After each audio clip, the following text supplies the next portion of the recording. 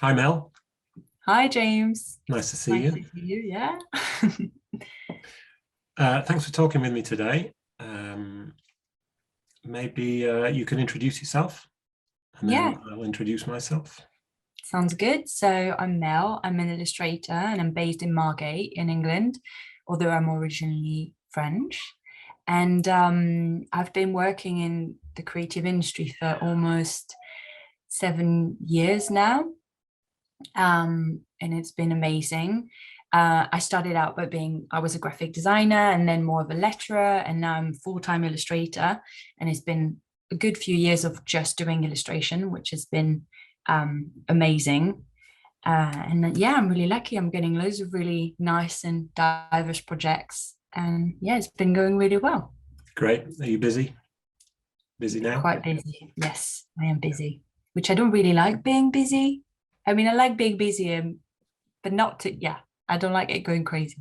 It's the alternative though, which is no work, right? Yeah, yeah, but like it's funny, but we'll probably talk about it. But it's like freelance illustrators tend to freak out when there's a lull. So when there's no work, and they're like, no, I'm never going to work again. And then when there's work, it's like, oh, when do I get rest? And it's always in between, these two states of freaking out or being too busy and complaining. And it's never like, no, it's going good. Yeah, so it's quite funny. Yeah, I never really thought about it like that, but you're either too busy and you're stressed or you've got no work and you're freaking out. Yeah, stressed as well. Yeah. That's why I couldn't freelance. I mean, I don't have the I don't have what it takes to do that. Um, so for anyone that doesn't know me, which I guess is going to be a lot of your followers, I'm Mhm. James. I run the Illustrators Guide YouTube channel, and I am an illustration agent at Folio in the UK. Yeah, so we've got you very kindly put out a question, an Yeah. open question to your Instagram followers Yeah. And to stories. see what kinds of things they wanted to know from you and from me. Hmm. And both of us, I think, have invested some time and effort into trying to help newer artists. Definitely. Obviously, it's hard starting up as a freelancer, and for me, there it seems like there are very few, or at least there were very few resources for new illustrators. It's almost well, you have to kind of learn it yourself. Yeah. Yeah. It's not really transparent. It's the opposite. Yeah. It's really opaque. Is that word? It's really hard to get the information. Yeah.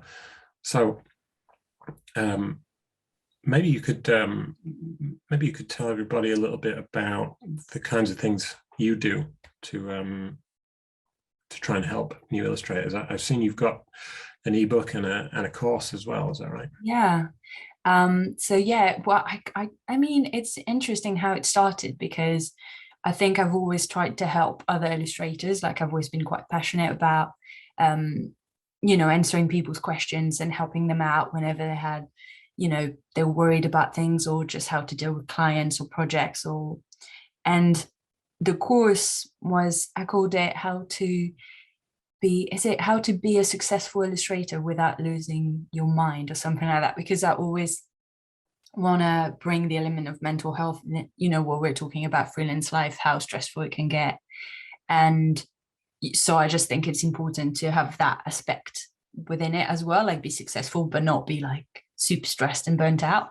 So yeah, that course, it was kind of came out of people asking me loads of questions, and I felt like they would like to know my journey and how I do everything basically, because I am quite balanced. I try to be quite balanced and happy and have loads of things next to my job, because we tend to be really passionate about what we do, and you got to make sure you do other things on the side. And yeah, so that was that. And then the little guide that I published recently, it's basically condensed version of the course. There's way less stuff in it, but I wanted it to be just a bit cheaper and a bit more accessible for more people to get it. And it's a few little things that can help as well. So it's not as, the course was quite long and it's quite a lot to go through, and videos and worksheets and loads of stuff. But yeah, so, and people have been loving the little guide. It's a nice little, like almost like a pep talk, and also loads of resources and stuff. But yeah, so it's been nice doing that for other illustrators and help them out. Yeah. Well, I'm not so regular with my YouTube channel. When we were in lockdown last year and the year before, it was a hobby for me. I really enjoyed making a video every week. But as I got back to work and back to going outside, it's slowed down a little bit. But I also recently made a course on Skillshare, which I'll post a link to somewhere. I'll post a link to yours also. But it's really satisfying doing that kind of work when you think that somebody might benefit from it. Yeah, definitely. I'm sure that people do. So yeah, I'm sure you get great feedback as well. A lot of people like hearing from, illustration agencies, and being an agent, you probably get so many questions about that. So yeah, it's helpful. It's nice having, communication open between illustrators, agents, and everybody else, so we know what's happening and how things work. Yeah, so, absolutely.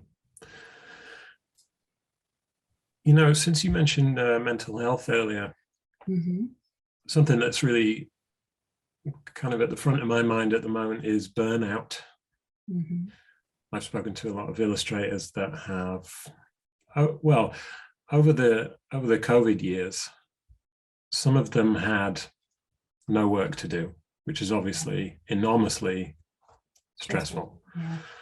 But then there were others that had lots of work to do, but nothing else to do apart from that, because they couldn't go outside and do anything. So they spent a year and a half working, and then all of a sudden they just kind of collapse into a heap and think, oh, I'm done now, I need a break.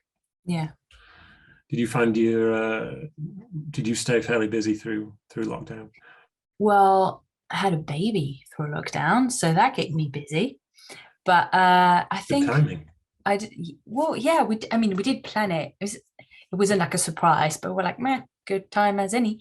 But I think I was busy through pregnancy anyway. I was really lucky I had a really good client that was just not in Europe. So, everybody was affected, but they weren't as affected. So yeah, I was quite busy, but obviously pregnancy it was like a journey in itself. So I had other things. It was nice as well because, well, yeah, it's other things you're going through. So I didn't really have that feeling of I was just working.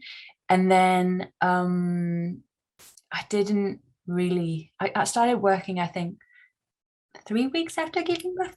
But for my defense, she was a really good baby, and my partner is self-employed as well, and I think it's just so important for me. It's part of my mental health to do my work as well, even just passion projects, or because there's a huge part of my work that's me doing stuff for myself, but that always feeds into my work anyway eventually. So yeah, no, I didn't really, I haven't experienced burnout yet. Hopefully it stays that way, but I feel it coming if I feel overwhelmed and stuff. So I try to take time out and do other things, not pressure myself into working when I feel, I'm not feeling inspired or something. So yeah, I skipped it. Yeah. Well, Do you get it? Do you get burnt out a bit? Well, my COVID experience, I think, was different to a lot of people's because I live alone. So I didn't have family to deal with, or the people I've really felt sorry for are the people that have kids in school and have to work out how to teach them at home, which is, I can't even imagine. So my lockdown was pretty bleak sometimes. Some days it'd just be watching TV all day and not feeling great about it. But really what you're saying about doing your work, the daily routine is really important for me.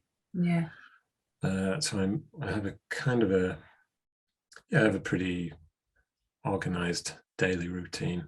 That's good. That kind of keeps me level-headed. I think it was such a like weird and once in a lifetime experience we went through, hopefully. And I think everybody just dealt with it the way they could, you know. So some people just worked a lot on, you know, everybody did something to try to go through it. And I don't know, it was just such a weird, strange time. Yes. So we're there. Yeah, once in a lifetime, hopefully. Yeah, hopefully. Probably not, but it's probably going to happen again differently. But yeah, crazy world. Yeah. So you put out a question to your followers. Yeah. And we've got a few questions. Yeah, here. we do. Some for you, some for me. Maybe we could start answering a few of those and see where it goes. Definitely. Should we just? Do you want me to read the first one? Yeah. Pick your favorite. I mean, I like all of these ones, so we can just go through them. Okay. I mean, there's maybe a few that are similar, but I guess this first one is interesting. So first question was from Harry Rea 4. I'm probably going to get these wrong, but that's fine. And he asked, how do you introduce yourself to an illustration agent without prior experience to editorial illustration? So that's interesting because probably the link having an agent to doing a lot of editorial work, which I guess is a thing, but what do you think? Yeah, I mean, I suppose it depends on if Harry has experience of other kinds of illustration, because you know, agents aren't just for editorial. I would say if you don't have any client work in your portfolio, if it's all kind of student work or personal work, then it's probably too early for you to approach an illustration agent, because you know, an agent wants to see that an artist is a professional and can handle themselves professionally. And if you haven't worked with any clients, then well, it's a risk, you know. Yeah. It's very rare that an agency will consider an artist that's straight out of college or, you know, without any experience. Having said that, if you know, if the work is good, the work is good. Yeah. So if you have a great portfolio, Harry, then every agency has their own preferred way of receiving submissions, and I've written a blog post about that on my blog called "How to Submit Work to an Illustration Agency." I think that's right. You can find that if you Google it. And that lists maybe 10 or 15 of the agencies I'm most familiar with, and their different guidelines on submitting work. Yeah, and some of them are pretty relaxed. Like for us at Folio, it's you know, just send an email and some images. It's pretty, you know, straightforward. Some of the agencies have really specific guidelines to follow, and if you don't follow them, then they might not look at your work. So it's best to do the research up front. I often get emails asking me or asking my team how one can submit their work. The instructions are on the website.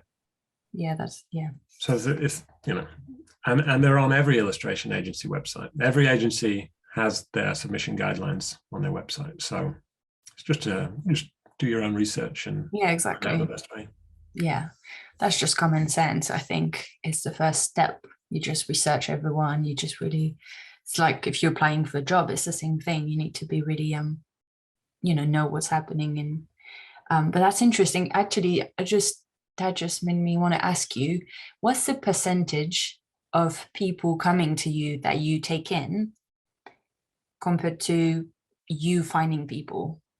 Does that make sense? Like how do you know what I mean? Do you more often get people in when they come to you, or is it you finding them and asking them to be a part? Well, if you consider that we get 50 submissions a week, let's say, from artists. And we take on maybe one artist every 6 months. There's a very small percentage of those people get through. And we do look, we're always on the lookout for new artists. Yeah. I think over the last few years, we've taken on quite a lot of people that have applied to us. That's good, yeah. And So it is being seen when people email. It's good for them to know that it doesn't just disappear in the ether. Most people will, you'll always, at least you guys. But I'm not sure how I would express that as a percentage, but it's a mix. No, it's fine if it's not a percentage. I meant just like ratio. I don't know. I'm really bad at math. I don't even know why I went there. But I was just curious, for people to not feel discouraged or think, oh, there's no point emailing because they might not. It's always good to reach out anyway if you really want to, and if you do it in the right way. And yeah. That actually has made me think about one of the other questions. What for one? Yeah. Is it worth there was another question that came in from Zolarts. Yeah. Is it worth applying to an illustration agency, or should I wait to be scouted? Yeah. Well, you should definitely apply. Yeah. Because if you're sitting back and waiting for people to find you, then you might be waiting a long time. You've got to get your work out there and show it to people. And even if you don't get any responses the first time you email, keep doing it on a kind of a regular schedule. Because really, that's how people will like email quite often. Yeah. I don't know. I think, that's, better for that. I know my point of view is kind of like, do it once. And if you don't hear back, maybe chase once if you want. And then, I'm always like, I'd rather the people spend time creating and build and figuring themselves out and their style and what they want to do. And sometimes sending some emails into the universe, but like, I don't want them to start being like, oh, I need to, that's all, I think it's more important, but you probably agree. Like, it's like a nice balance, but, eventually don't stress over not being answered, your emails not being answered, and just do your work and things will happen, in due time almost. That's a really good point. I suppose I'm thinking about it the same way I would if I were an illustrator sending my work to a potential client. If you send your work to a magazine and you don't hear anything back, do you just never contact that magazine again? I mean, maybe, but maybe you could email them again in 6 months and you show them a whole load of new work. And, that's a good point. It's just, it's a balance because it's I find it quite time consuming. I didn't do it a lot to email. I only do it in that phase when there's a bit of a lull. That doesn't last long, but I'll freak out a bit and think, maybe I should email a bit, or or just reach out to my favorite brands. And then by the time I figure that out, I've got something else coming in, and then I never have time. But actually, it's making me think. I remember I did something for Lucy and Yak. People in the UK probably know. I mean, they're getting big now. Dungarees, and they do loads of fun things. And I really wanted to work with them. And I remember they've got a submit thing on their website. And I remember sending them an email and being like, I'd love to do something with you guys. And I never thought, I also immediately forget, because otherwise I'd get a bit depressed. Like I forget, I'm like, okay, now I've sent the email, let's just forget about it. And I never heard back from them. And then probably like a year and a half later, they reached out, but they didn't realize they just reached out for us to work together. And I was like, oh my God. But it's funny because I don't think they realized I ever emailed. So that's why I mean, sometimes. But maybe you'd reached, after that year, maybe you'd reached a point with your social media following and the quality of your work that made them think, this is a good definitely option. But it's just funny. I was just remember thinking, so it's good that I didn't despair then, because things kind of happen if they're meant to happen in the right time. But it's always good. I always say it's good to email. There's nothing wrong with emailing and sending pictures of your work. And even if people don't get back to you, they might have seen it, and then if they see it again somewhere else, they'll be like, and connections are made like that as well, I guess. So When you started as an illustrator, how quick did you go from being, you know, a newbie to having regular clients? Was it quite quick for you? It was, no, it was really progressive. And I had, when I went freelance, I had a job for a year as a graphic designer in London, and then I went freelance. And I started out, I did a lot of work, graphic design slash a bit of illustration, work for a design agency in London, freelancing for them. But I'd been freelancing for them since, like, for a few years before that. I mean, I stopped when I was full time, but anyway. And then I had loads of lettering for weddings, so I started doing more stationery, and so going away from graphic design. And then I was always drawing and always doing illustration work, but not getting actual client work from it, just for me and sharing it online. And kind of gradually, I just ended up getting obviously a bit better and refining my style. And I remember, I think it was Moo, my first illustration client, can't remember. But then people started like taking chances on me and being like, oh, we like this, can you do that? And then it all grew from there. So it wasn't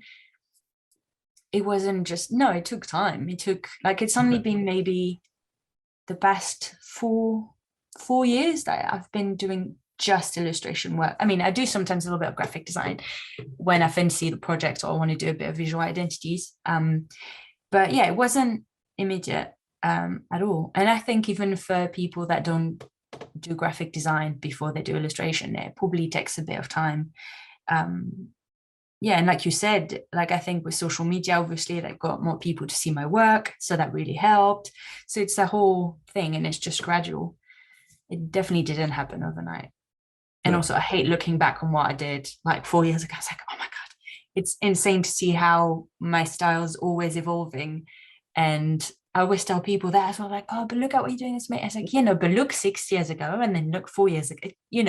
Don't give up. Like, if you feel like you're kind of, I don't know, not very happy with it. I'm still not I'm still not happy with stuff I've done last week. Like, it's just always growing, and I think it's fine. I think that's a good thing. Yeah, definitely. Yeah. It's a bit annoying because I'm not really content, but yeah. Never satisfied. No. I came across a folder on my computer of my illustration work from 11 years ago, I think. Okay. Just this week, and I showed it to some of my colleagues. And it felt awful. It felt so embarrassing to show that. What did you say? Hey guys, would you have me? Would you have me? Yeah, I gave up. I gave up pretty quickly trying to be an illustrator. I think my skills are better suited elsewhere. Yeah, I feel that way sometimes as well. Like, I'm really, I don't know. I feel like I'm meant to be doing something. Like, I think I see so many illustrators. I'm like, oh my God, this is amazing. And I'm really good at spotting and curating and being like, this is, and actually I'll tell you afterwards, but I'm gonna launch a platform soon to help illustrators as well. And I'm doing a directory for it. So I'm curating, and I'm like, oh my God, and this and this. I'm like, what? I'm not an illustrator. I think a lot of illustrators get that anywhere, but you compare yourself in some way and you're like, oh, but this is way better. This is illustration. What I'm doing is just doodling, or, and you get really self-conscious, but I don't know. It's part of it, I guess. The most embarrassing thing for me, I've been tidying out my house here, and I found a printed portfolio with all my university work. And that when I first started illustrating, somehow a magazine wanted to do a double-page feature on me. It was Mac User magazine, so it wasn't an illustration related thing, but they wanted to show some of my work and do a little interview with me. And I was, I guess I was maybe 20, 21, something like that. Mm-hmm. And I chose to send them a photo of myself on a night out holding a pint. And I just looked a mess, and it was so embarrassing. I mean, yeah. That was in an actual magazine. People, did they publish it? Did they not say, oh, maybe do you not have something else, or did they just go for it? That's I thought it was a good idea at the time. I'm sweating thinking about it now. That's so funny. That is quite funny. Let's actually maybe we could do maybe I could show one of my illustrations here. So Yeah. if I just leave a pause here, and then you can say, oh yeah, that's really good. So here's my illustration. Oh wow, that's amazing. Thank you. Yeah, I Oh. appreciate that. That makes me feel a lot better. Okay, should we look at more questions? Yeah, let's move on. The one for you was quite interesting. I wonder, they probably know you. I don't know. It's an interesting question, but El Yes. Porto asked you, what was the single best thing James did to further his own career? Which is interesting. I've been thinking about this one. Probably that picture, right?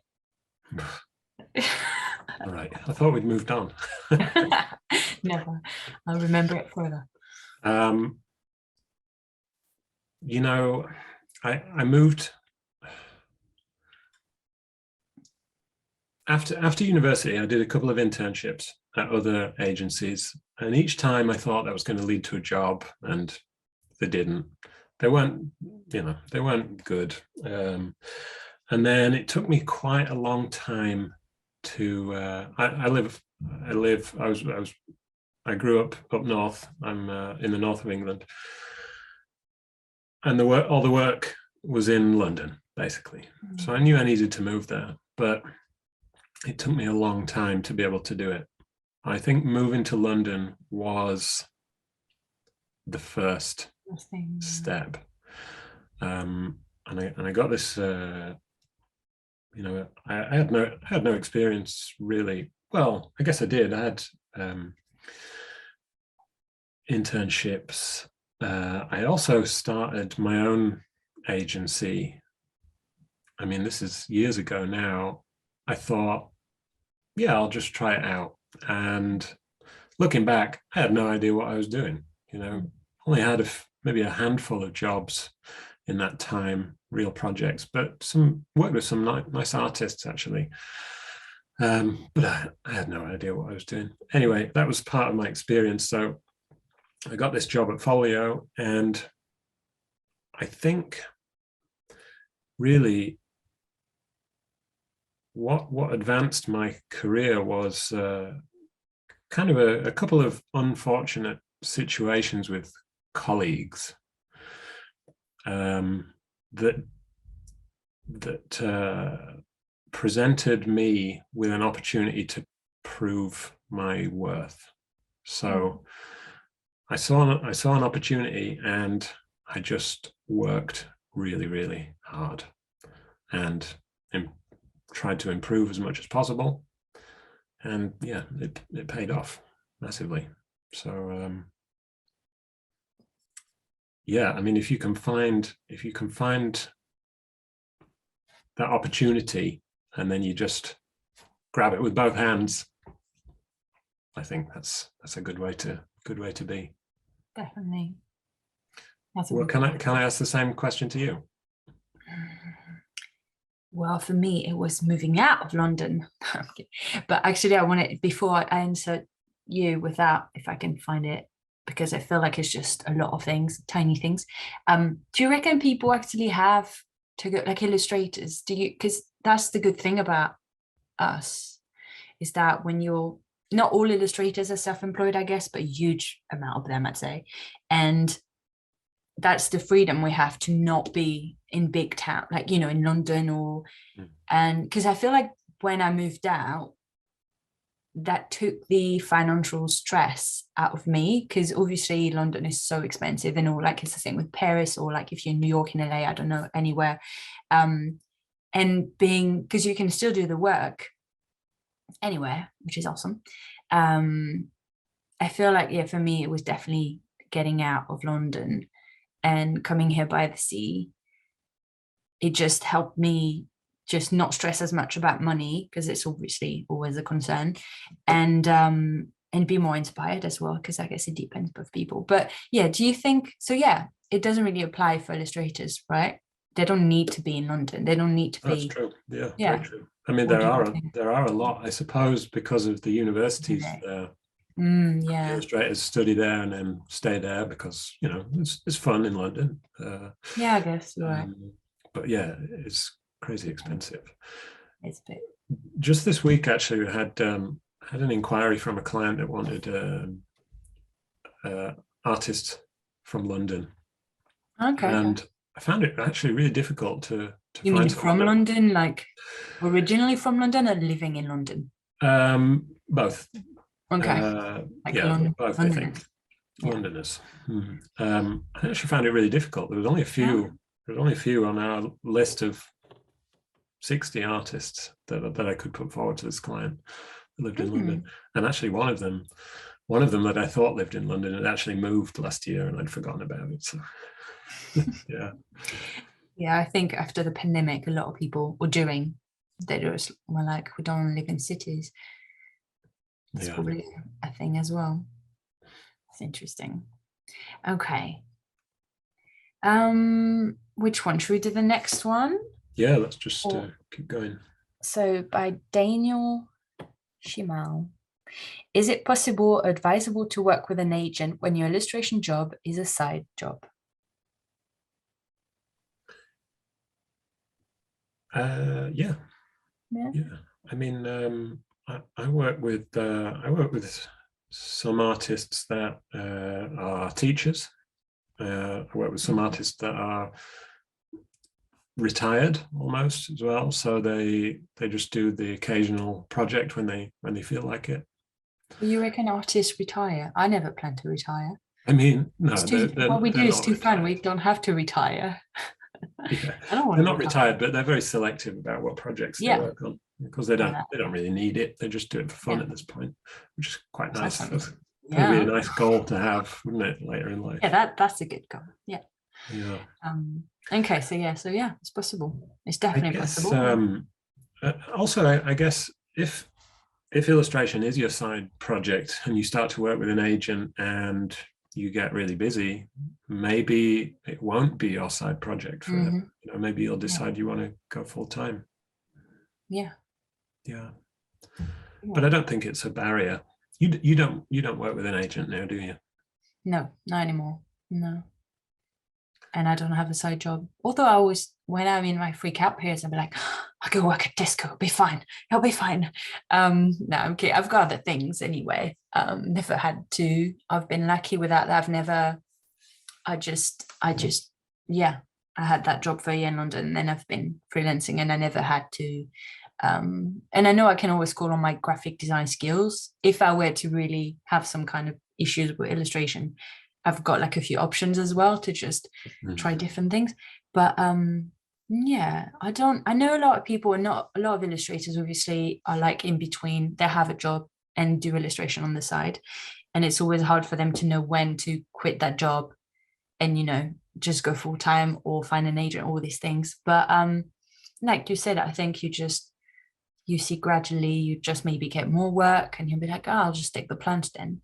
I think it is nice to take the plunge eventually, because it pushes you to really give it your all, you know, eventually. Because when you have a side job, you're always like, oh, it's fine if it's not, you know, I won't push it that much. But once you don't have a choice, you're like, whoa, I gotta really work really hard now.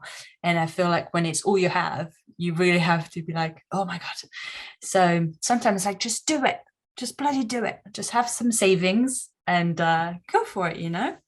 But have savings. It's really important. Yeah, absolutely. You don't want to say yes to everything. Well, I guess you were kind of lucky in a sense that you were doing graphic design, which is related. Like when I was trying to be an illustrator, I was working behind a bar, so I would be working late nights, drinking a lot, and then, you know, showing up to my studio at 1 p.m. and doing a solid 4 hours worth of work. It's no wonder I failed. Yeah. There are some jobs that are incompatible, I think. Yeah, for sure. Yeah, you gotta get, and I feel like illustration is such a time, although that's the thing, like I feel like if you do something completely unrelated, it also is a good way for you to like just let creativity, be like even earlier, because I'm working on something at the moment and it's like, oh my God, this right. So it was like sending my first roots and I was like, oh yes, I'm a genius, this is awesome. And they were like, oh no, blah, blah, blah. I was like, oh no, what am I going to do now? I don't understand the feedback. And so I was like, I need to go for a walk. I need to do something else. I can't be working. Like you need those times to not be creating, otherwise I was just trying to come up with things and it's just not how it works.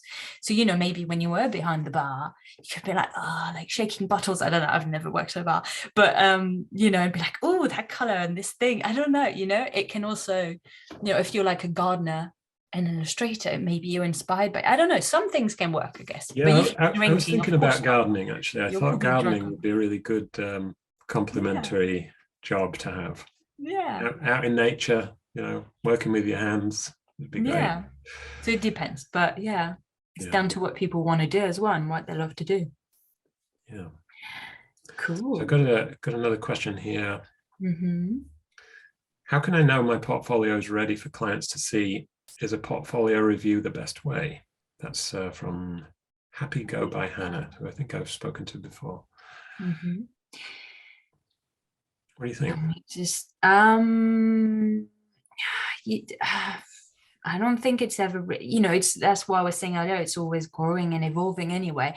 And like, it's actually funny because I know for me, I've got a website that I update with my work, and clients always go on my Instagram and then they send me snapshots of Instagram stuff. And I'm like, why don't you look also at my website? That's my work. So I feel like a lot of clients now look on Instagram and that's kind of the new portfolio almost. So it's always growing and evolving. So in terms of being ready, I don't know if it's ever ready. It's always changing. But I guess a portfolio review, I've never had one, but it can't hurt. I guess it could be a good way just to give you a bit of confidence, if you want to know how your work would be received, by clients. But what do you think?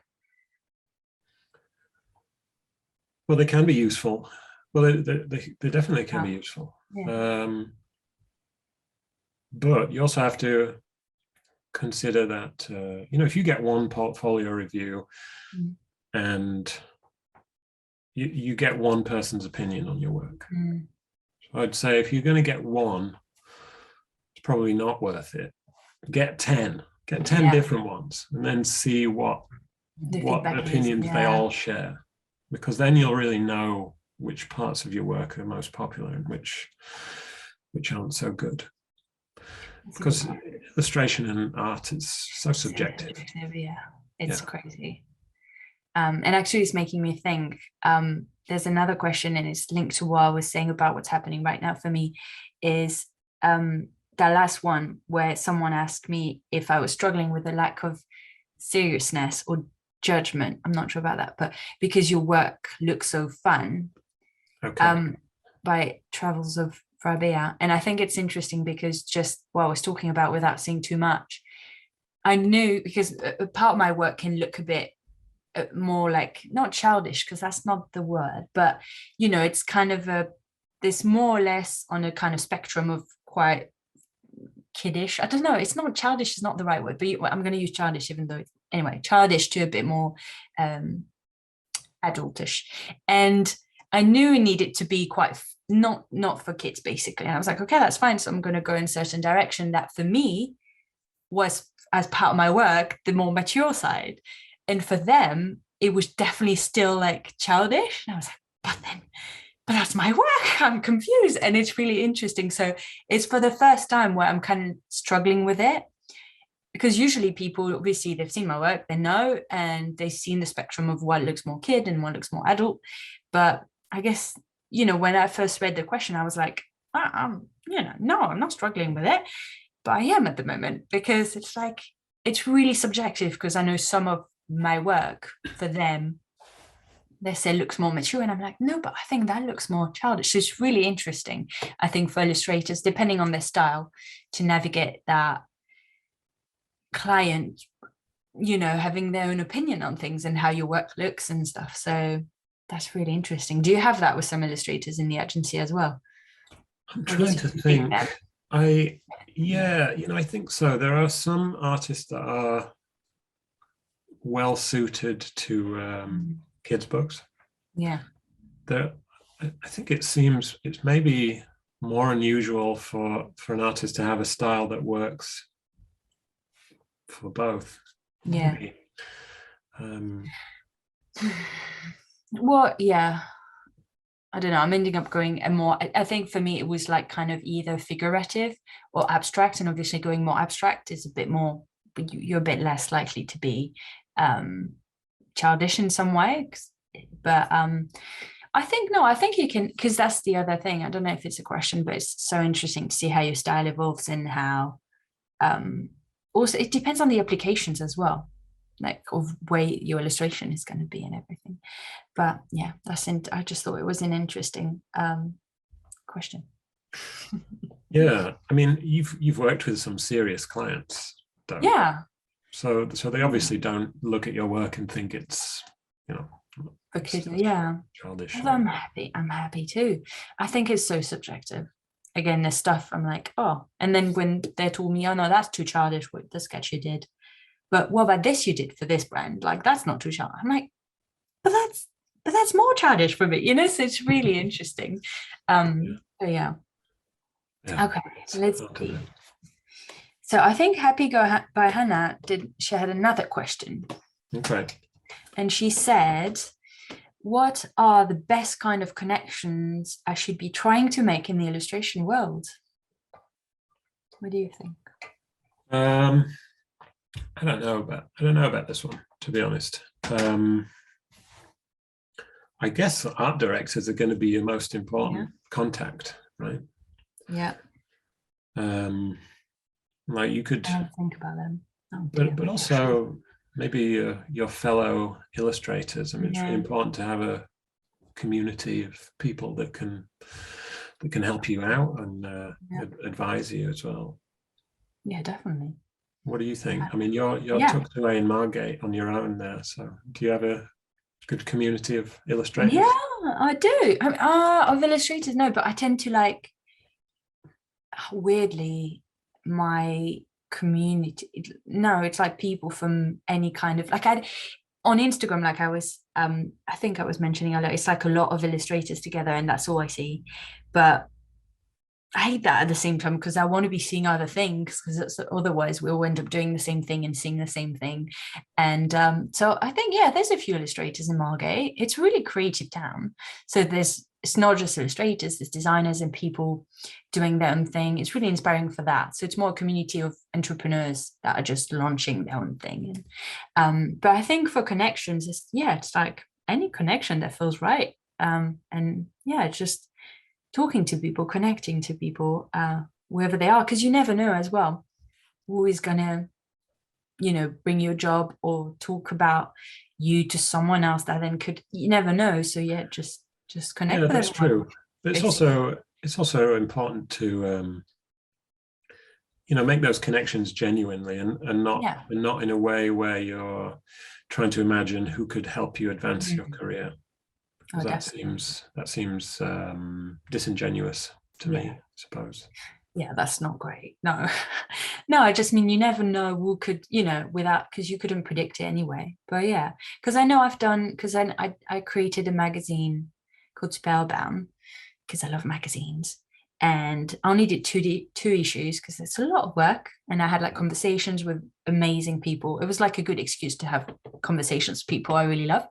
And the first issue, I did it all on my own. And the second one, I really wanted to commission a few illustrators to do like a few illustrations in there. And yeah, so I asked like a few illustrators that I love that I was talking to. So for instance, they would not have imagined that it would get a job for me, so you never know, basically anyone can. And I think they like doing these illustrations. If they're listening to this, I hope they do, otherwise I'll feel bad. But it was really fun for them. So yeah, you never know, even like another illustrator, they probably didn't think I was going to give them a job, but it was really fun.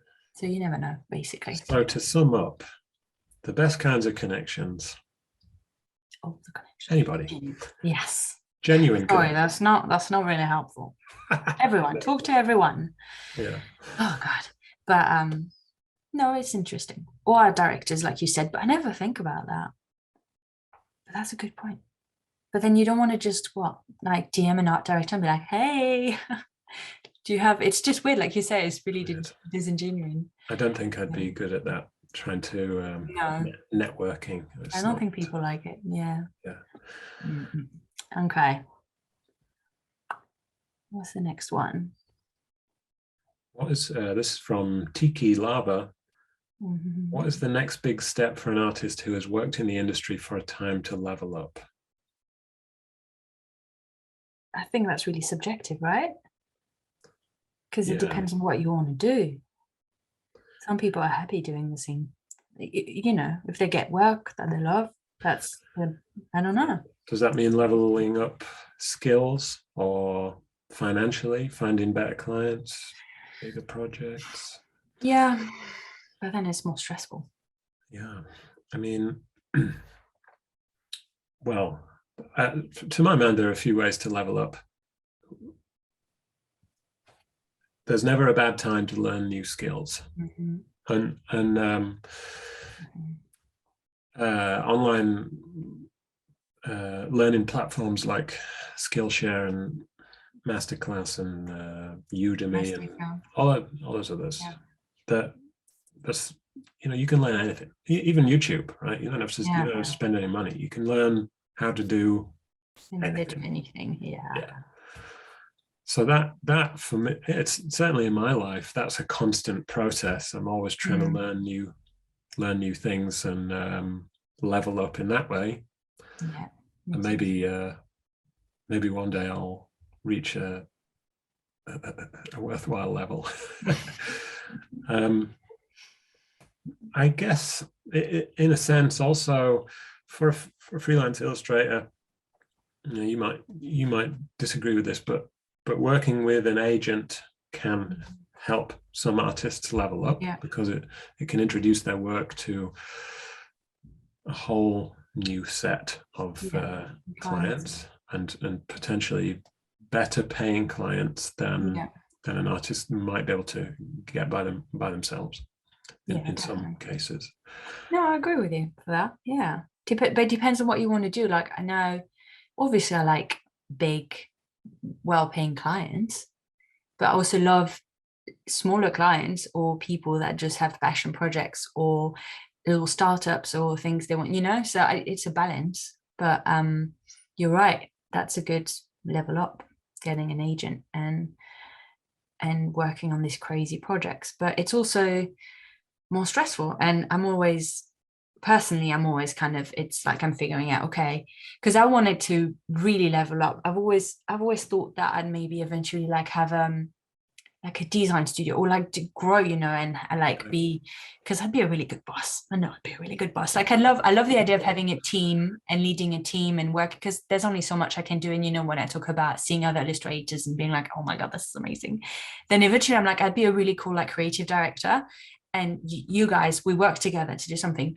And I was like, I should really do this, it'd be amazing. And I was like, wait, how stressful is it gonna actually get? Because I know how it works, because I've freelanced for, and I'm like, am I willing to sacrifice being able to take Tuesday afternoons off to go kite surfing because I'll be like the boss of this UJ? And I'm like, oh, so it's like, it's always dependent on the person. Like, do you want to level up? Or are you happy?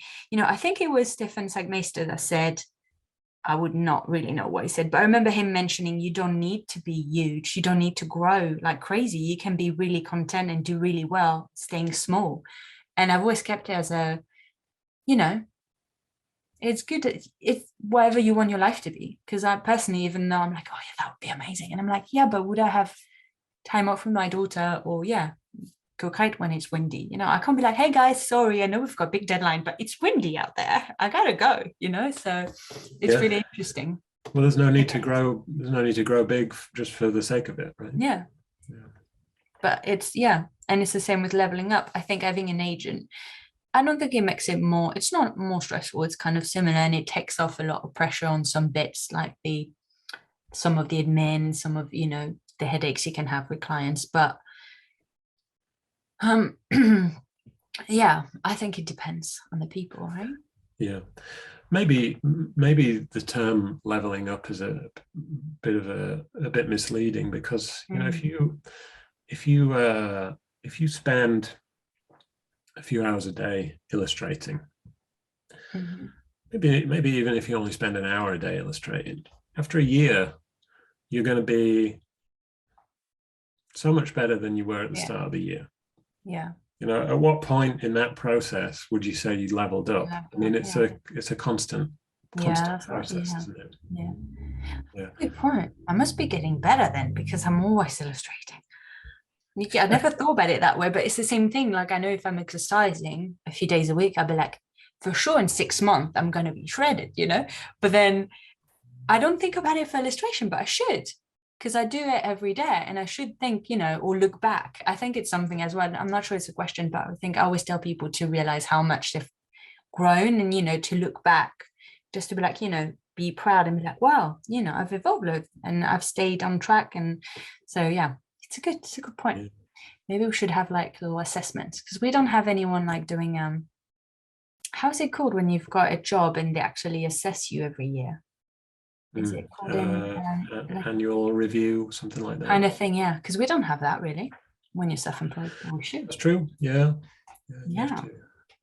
But if you are 1% better every day for 100 days, then you're going in the right direction. Yeah, that's good to know. Small changes. Yeah. There's a question for you here from Leanne Loves. Mel, how did you get the right eyes on your work? How did I don't think I just how did I get the right eyes on my work? It's just hard to know, isn't it? Obviously it was always social media, like Instagram really helped loads. And I think it's harder now than it was like 5 years ago, I think, on Instagram, like to get seen. And then I think it was working with some brands, and then I don't know, they're just usually when you do collaborations, they have like blog posts about you, or they share it, and there's always, it's kind of a snowball effect, and you end up being seen by other clients. I'll be like, oh, if she worked with that brand, then and let's use her. And but it's really hard to know. I think it's just relentlessly sharing my work, even when looking back it was really crap. Oh my god, maybe I'm going to feel this way in 5 years, look back and be like, what was I thinking? But I think it doesn't matter, because you're just always growing, so it's part of it. So it was, I don't know how I got the right eyes on my work. Just share your work, so at least maybe some eyes can see it, and then you never know if it's going to be the right pair of eyes. But that's my answer, I guess. Yeah, just get your work out there. Yeah. I suppose the more eyes you can get on it, the more chance you have of getting the right eyes. Right. Yeah. Starting to sound weird. Those of eyes. It's not easy sharing work. I mean, well, especially on social media, because people tend to be like, oh, nobody's liking it, so it must be crap, and then they stop sharing the original stuff, and then they just share what works, and then they don't grow. It's like a weird thing. So I just say share it. And if we all just shared what Instagram wanted us to share, then we'd end up looking like look the same. Right? Or like even like reels. I see so many reels, and I'm like, I'm not. And I've done a few, and I do it when I feel like it works for what I want to say. But I see so many illustrators that just do a lot of them because they want to get engagement. And I'm like, but you're spending so much time doing this, and it's probably not what you want to do. Maybe it is, and then that's amazing. Do more video content, and it's awesome. That's a thing in its own. But I'm just like, oh, I just like images. Let me post image. I like static image. I mean, I love film as well. It's the whole thing. But not Instagram reels anyway. But so it's a shame how it's changing people's. I saw one of the other. I saw an illustration agency this week on Instagram, and they'd done like a reel of like one of those TikTok trend videos, and I thought, I don't know. Well, I'm not going to start doing that. Put it that way. Yeah. It's not for me. It's not for me. But I'm sure it got a lot of attention on Instagram. So it depends what your goals are. I think if people want to do it, that's fine. I just don't. I know a lot of illustrators that don't necessarily want to do it, and they feel forced to do it, and then it's a whole thing. And I'm like, no, just do your thing. Like, don't listen to bloody Instagram that ask you to do something else tomorrow. So yeah, it's crazy how much power it has over, especially in the creative industry. We rely on it so much, and that's really annoying because yeah. Anyway, I don't know. Well, okay, we could next talk question. Next question.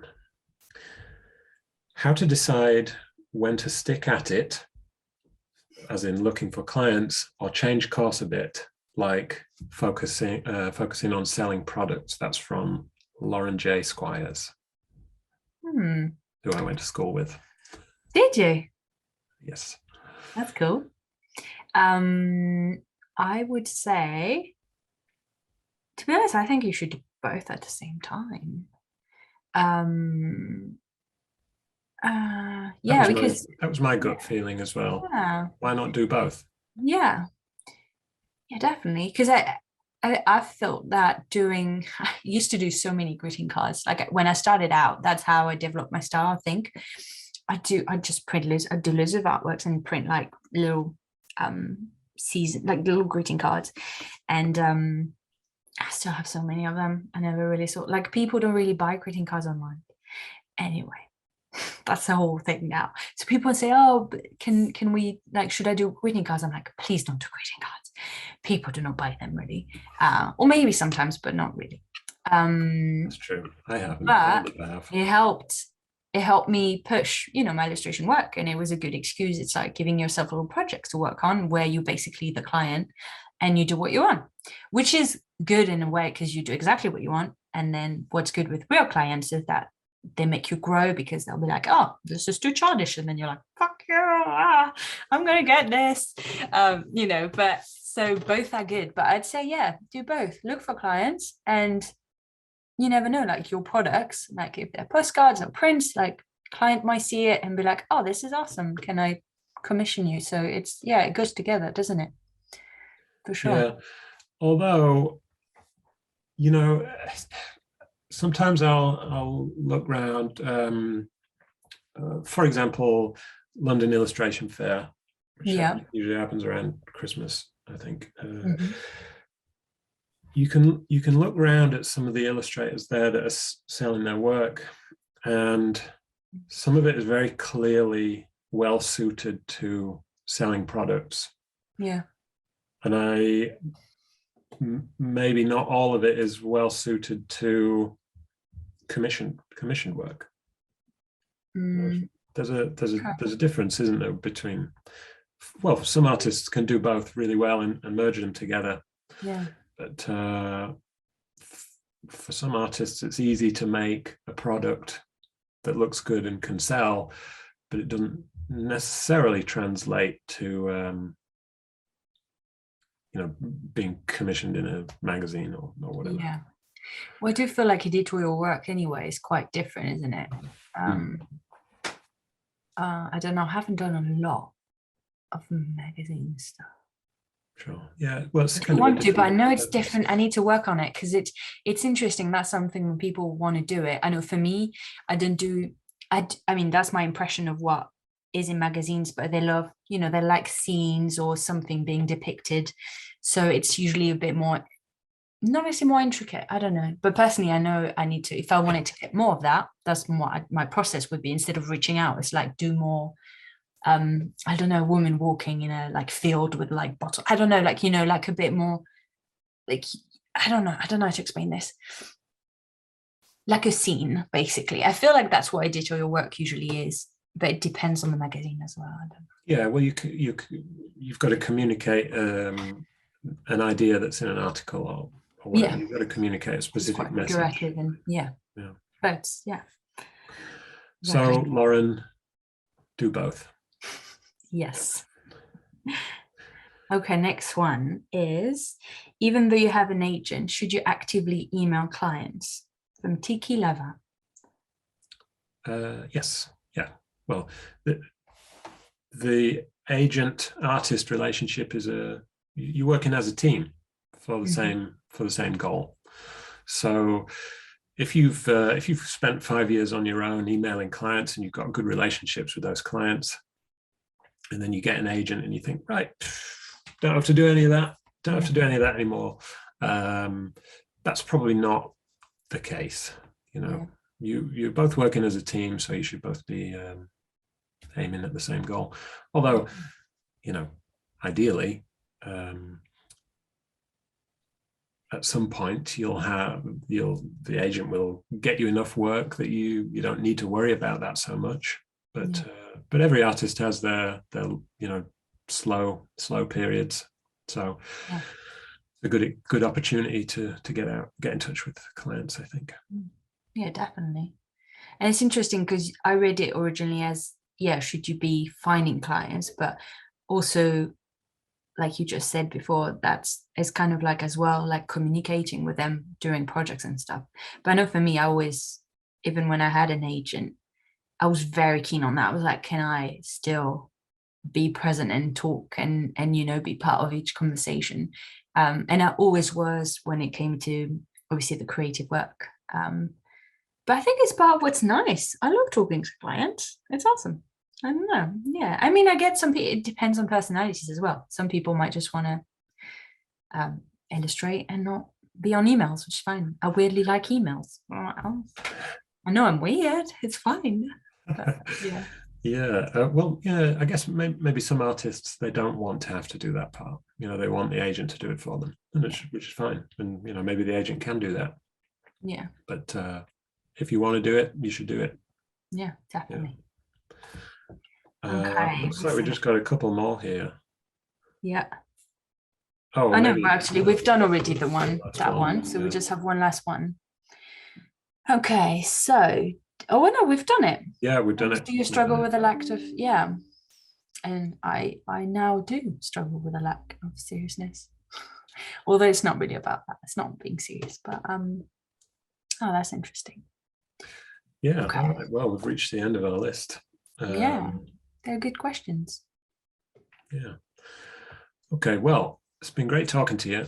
How long have we been going? I have no idea. Maybe an hour. Yeah, an hour.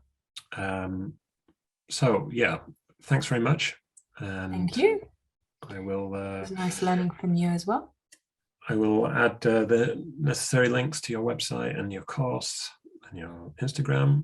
Well, the course is not going on at the moment, but because I'm going to launch a new platform called Mimi, and I'll have loads of bits. It's not going to have course on it, but it will be a nice platform for illustrators and creative people, not just illustrators actually, because I love all creative people. But yeah, the course is not active at the moment, but the little guide is, so that's always nice. Great. All right. Cool. Well, thanks very much. Thank you, James. Speak soon. See you soon.